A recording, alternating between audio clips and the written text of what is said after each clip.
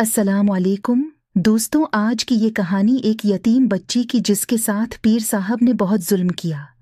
चलो तो शुरू करते हैं। नाहिद ने अपने शवहर के इंतकाल के 1.5 साल बाद अपनी बेटी फरवाह की शादी कर दी थी, मगर जब फरवाह बहुत उर्सा तक औलाद को जन्म न दे सकी तो फरवाह के ससुराल वालों ने बांझ होने के इल्ज़ाम लगाना शुरू कर दिए। फरवाह ने उनको समझाना चाहा कि औलाद मर्द के नसीब से होती है, औरत के नहीं। तो फरवाह का शौहर गुस्से से पागल हो गया और फरवाह को ये कहकर पीटना शुरू कर दिया कि तो मुझे नामर्द कह रही है। फरवाह के शौहर ने फरवाह को चमड़े की बीलट की मदद से इतना पीटा कि बीलट जिस्म के जिस हिस्से पर भी लगता, जिस्म की चमड़ी बीलट के साथ ही उधड़ जाती। जब फरवाह का जिस्म जगह जगह से फट गया तो फरवाह दर्द की शिद्दत से बेहोश हो गई। जब फरवाह काफी देर तक भी होश में न आई तो फरवाह के ससुराल वालों ने इसकी मौत के डर से इसे हिस्पताल पहुंचाया। हस्पताल में भी फरवाह दूसरे दिन होश में आई, मगर जख्मों के दर्द की शिद्दत की वजह से फिर हालत बेहोशी में चली गई। उसके बाद डॉक्टर्स ने 1.5 हफ्ते फरवाह को ज्यादा वक्त हालत गुनूदगी में रखा। 1.5 हफ्ता बाद जब फरवाह के जख्म कुछ ठीक हुए तो फरवाह को नाहिद अपने घर ले आई। डॉक्टर्स ने फरवाह को 2 हफ्ते की दवा दी। 2 हफ्ते बाद दोबारा चेक करवाने का कहा। अगर तकलीफ हद से ज्यादा बढ़ जाए तो फौरन हिस्पताल आने का कहा और फरवाह को मां के साथ जाने की इजाजत दे दी।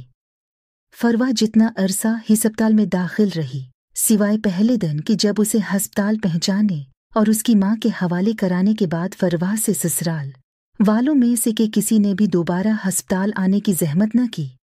जब घर आने के बाद दूसरे तीसरे दिन फरवाह की तबीयत कुछ बेहतर हुई तो फरवाह के मोहल्लेदार और नाहिद की सहेलियों में से जो भी फरवाह की खैरियत जानने आता, फरवाह के लिए नाहिद को किसी न किसी पैर का बता जाता कि नाहिद अपनी बेटी को वहां लेकर जाओ तो औलाद हो जाएगी। नाहिद ने औलाद लेने की खातिर और लोगों की बातों में आकर एक पैर के पास जाने का फैसला किया।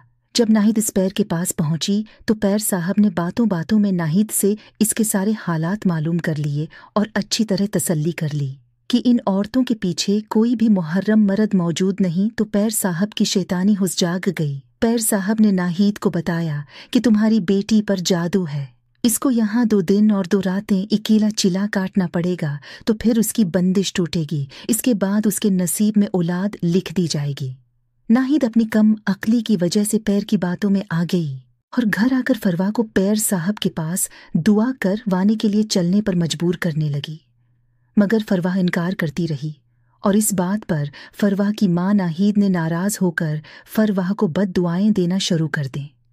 फरवाह जो पहले ही जिंदगी के सितम सहते सहते आधी मर चुकी थी, माँ की बद दुआएं सुनकर रोने लगी और माँ को प्यार से समझाने लगी कि माँ अल्लाह पाक औरत को गैर मुहर्रम मर्दों से दूर रहने और पर्दा करने के लिए कितने अहकामात देता है, और बताने लगी पैरों के पास औलाद या रिस्क वगैरह लेने की नीयत से जाना तो शिर्क है। मगर फरवाह की मां नाहिद ने फरवाह की बातों को न माना और फरवाह को पीर साहब के पास ले जाने पर पक्की रही तो मां की बद दुआओं से डर कर फरवाह पीर साहब के पास जाने पर राजी हो गई। जब नाहिद फरवाह को लेकर पीर साहब के पास पहुंची तो प्यारे दोस्तों, अगर आप उस कहानी का अगला पार्ट देखना चाहते हो तो मेरे चैनल को सब्सक्राइबर कर दें ताकि आपको पार्ट तो मिल सके।